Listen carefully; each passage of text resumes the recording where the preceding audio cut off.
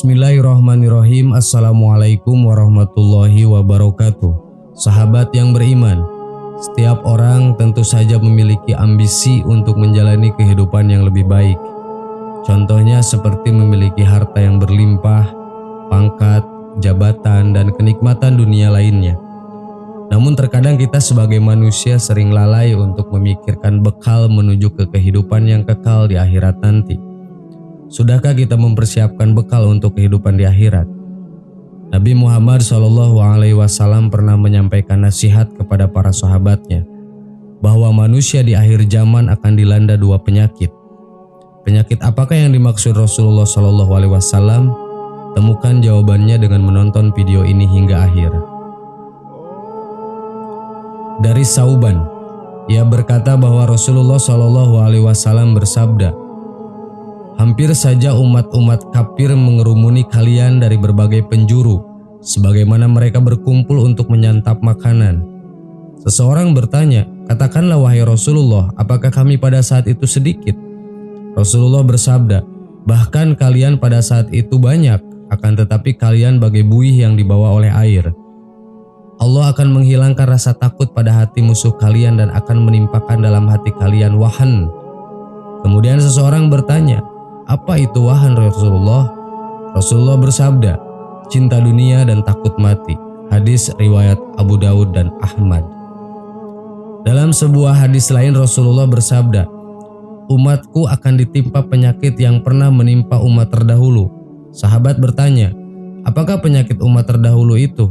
Beliau menjawab, "Penyakit itu ialah terlalu banyak seronok, terlalu mewah, menghimpun harta sebanyak mungkin, tipu menipu dalam merebut harta benda dunia, saling marah, hasut menghasut, sehingga menjadi doli mendolimi." Hadis riwayat Al-Hakim. Menurut cendekiawan Muslim Turki Muhammad Fatullah Gulen, dari hadis tersebut dapat dipelajari bahwa kelak akan datang suatu masa ketika bangsa-bangsa di dunia bersekutu dan memusuhi umat Islam. Menurutnya para musuh Islam itu akan merampok semua kekayaan yang menjadi hak umat muslim untuk dibagikan di kalangan mereka. Bahkan melalui hadis tersebut diketahui, meski dalam jumlah banyak namun muslim tidak memiliki kekuatan di hadapan bangsa-bangsa yang bersekutu memusuhi Islam. 1. Cinta dunia. Sikap ini ditandai dengan besarnya ambisi seseorang untuk mengejar dunia tanpa berpikir tentang akhiratnya. Padahal sejatinya hidup di dunia ini hanyalah persinggahan saja. Namun karena sikap ini membuat seseorang lupa untuk mengumpulkan amal sebagaimana bekal akhirat nanti. Lihatlah di tengah-tengah kita saat ini berapa banyak orang-orang yang tersangkut korupsi. Berapa banyak orang-orang yang menjual narkoba sehingga mereka masuk ke dalam penjara. Apa sebenarnya yang mereka kejar? Yang mereka kejar adalah uang, kekayaan, dan kekuasaan. Mereka seakan-akan diputar di dunia sehingga tidak terselip sedikit pun dari tindakan itu bekal untuk menuju akhirat. Padahal Allah Subhanahu wa Ta'ala telah mengingatkan kita untuk tidak melampaui batas dalam mengejar dunia, karena orang-orang yang seperti itu Allah sudah siapkan tempatnya di neraka. Allah Subhanahu wa Ta'ala berfirman, "Katakanlah, hai ahli kitab, janganlah kamu berlebih-lebihan atau melampaui batas dengan cara tidak benar dalam agamamu, dan janganlah kamu mengikuti hawa nafsu orang-orang yang telah sesat dahulunya sebelum kedatangan Muhammad, dan mereka telah menyesatkan kebanyakan manusia, dan mereka tersesat dari jalan yang lurus." Quran Surat Al-Maidah ayat 77. Padahal kehidupan akhirat itu jauh lebih baik dan lebih kekal. Quran Surat Al-A'la ayat 87. 2. Takut mati. Takut mati bisa saja membuat seseorang menjadi giat mengumpulkan amal sebagai bekal. Namun pada konsep ini takut mati yang dimaksud adalah orang-orang yang takut mati karena lemahnya iman dalam diri mereka. Mereka menyadari kurangnya amal sehingga tidak mau bertemu Allah lewat kematian. Gemerlapnya dunia membuat mereka terperdaya hingga melupakan satu hal yang pastinya yaitu kematian.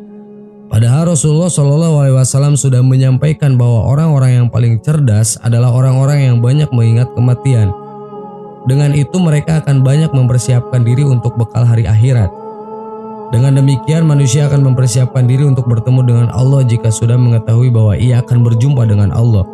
Padahal ia akan ditanya tentang amalnya di dunia, maka ia pasti akan mempersiapkan jawabannya. Sahabat yang beriman, itulah dua penyakit yang akan melanda umat manusia di akhir zaman. Dan kayaknya sekaranglah akhir zaman itu, karena sudah semakin banyak kita lihat dua penyakit itu tampak di diri manusia. Allahu a'lam. Wassalamualaikum warahmatullahi wabarakatuh.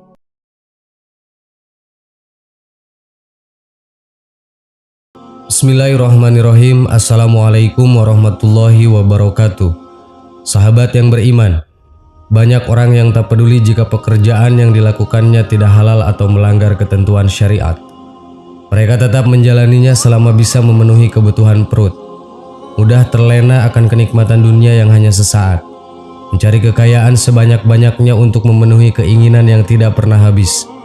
Manusia terus mencari kekayaan tanpa mempedulikan dari mana harta itu, apakah halal atau haram. Bahkan ada ungkapan yang lebih membuat miris, yaitu cari yang haram saja susah apalagi cari yang halal. Seperti itulah kenyataan yang terjadi di tengah masyarakat kita, terutama dalam urusan mencari rezeki. Tak banyak yang mau peduli dengan ketentuan syariat. Hal ini seperti apa yang pernah disabdakan oleh Nabi Muhammad SAW. Akan datang suatu zaman di mana manusia tidak lagi peduli dari mana mereka mendapatkan harta, apakah dari usaha yang halal atau haram. Hadis riwayat Bukhari. Pekerjaan apa sajakah itu? Simak terus videonya sampai akhir hanya di channel Belajar Islam. Satu lagi, tekan dulu tombol subscribe, like, dan share-nya agar menjadi berkah bagi kita semua. Berikut adalah pekerjaan akhir zaman yang masih banyak dikerjakan. 1. Suap menyuap. Sering kita mendengar hal-hal yang berbau suap, bahkan yang seharusnya halal tapi bisa menjadi haram karena suap. Beberapa contohnya ketika masuk sekolah, universitas, ataupun pekerjaan, orang rela membayar sejumlah uang agar mereka dapat diterima. Ini sudah termasuk praktek suap menyuap. Dari Ibnu Umar radhiyallahu anhu, ia berkata, Rasulullah SAW melaknat yang memberi suap dan yang menerima suap. Hadis riwayat Tirmidzi. 2. Zina. Miris saat ini ketika zina sudah menjadi pekerjaan. Mereka berdalih dengan susahnya mendapat pekerjaan, akhirnya melakukan perzinahan untuk dapat menghidupi dirinya dan keluarganya. Dan janganlah kamu mendekati zina. Sesungguhnya zina itu adalah suatu perbuatan yang keji dan suatu jalan yang buruk. Quran Surat Al-Isra ayat 32. Mendekati zina saja tidak boleh, apalagi melakukannya.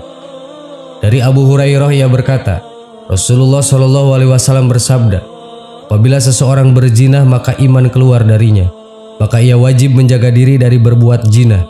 Dan apabila dia berhenti dari berbuat zina, maka iman kembali kepadanya. Hadis riwayat Abu Daud. 3. Riba.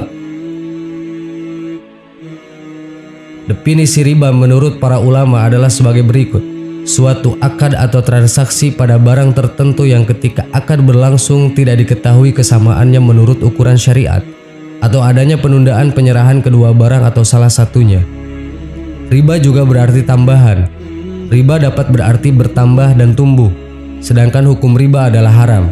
Sebagaimana firman Allah Subhanahu wa Ta'ala dalam Quran Surat Al-Baqarah ayat 275 yang artinya, padahal Allah telah menghalalkan jual beli dan mengharamkan riba. Dari Jabir radhiyallahu an, ia berkata, Nabi Muhammad SAW melaknat pemakan riba, pemberi riba, penulis, dan kedua orang yang bersaksi atasnya. Ia berkata, mereka itu sama saja. Hadis riwayat Muslim.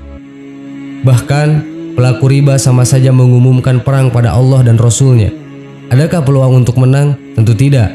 Hal ini sebagaimana firman Allah Ta'ala dalam Quran Surat Al-Baqarah ayat 279 yang artinya, maka jika kamu tidak mengerjakan atau meninggalkan sisa riba, maka ketahuilah bahwa Allah dan Rasulnya akan memerangimu.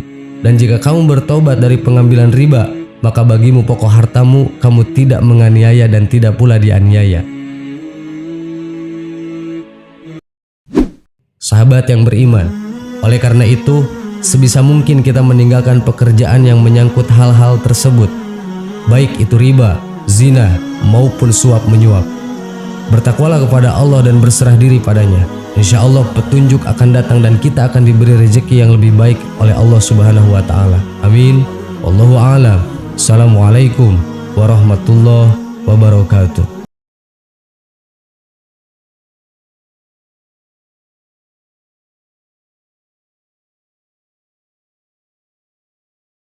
Subhanallah walhamdulillah wala